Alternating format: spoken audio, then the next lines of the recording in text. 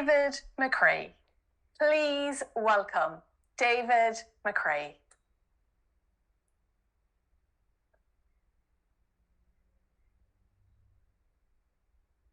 Addiction is defined as behavior that's compulsive and harmful. So I really resonate with Peter's story because I put myself through these contests every year despite the stress and anxiety it causes me. Peter had some wonderful word wizardry in his speech. There was the little rhyme of blow and go at the beginning that caught our attention. He also had the juxtaposition of it will be going, but you won't be going. Peter also paused on his punchlines. I think the best example of this was "you deserved it." And he let that linger with the audience, and that got the biggest laugh of the day.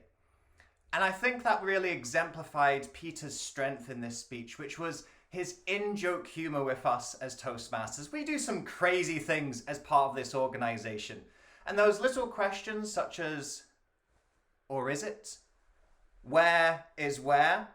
Were things that brought us into the story. We could connect with Peter as a person because we're all Toastmasters addicts as well, aren't we? To help Peter along his recovery journey, I have a couple of suggestions for him. The first is to do with his stagecraft. Peter was shuffling a little bit on stage and not necessarily moving with as much purpose as he could. I want Peter to parade with purpose on that stage. Establish a timeline. Have any past events on the audience's left. Move into the present on the audience's right so the audience can follow the timeline of your story. Similar with physical travel. When Peter was talking about getting on a car or a ferry, take us as the audience along that journey with you. That speaking stage isn't very much, but it's still bigger than I'm working with today. My second suggestion for Peter is to do with his delivery. He talked about the water pipe bursting. I don't want the water pipe to burst.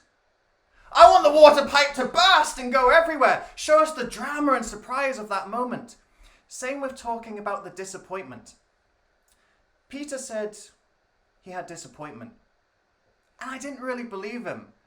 I wanted Peter's disappointment to come through. He's crestfallen, he's heartbroken, he's been stabbed in the back.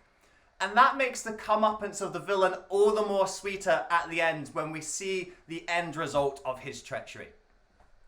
Overall, I think Peter had the perfect speech for a conference, reminding us why we're all crazy enough to attend these events. He had the word wizardry playing with his words. He had those powerful punchlines, the lovely scattering of humor throughout. And if Peter can make those alterations by tightening up his stagecraft, adding some more drama to his delivery, it'll make his speech even better. As we know, and as Peter has told us, there's a thin line between addiction and passion. We do some crazy things at Toastmasters, but we do it because we absolutely love it, don't we? Contest chair.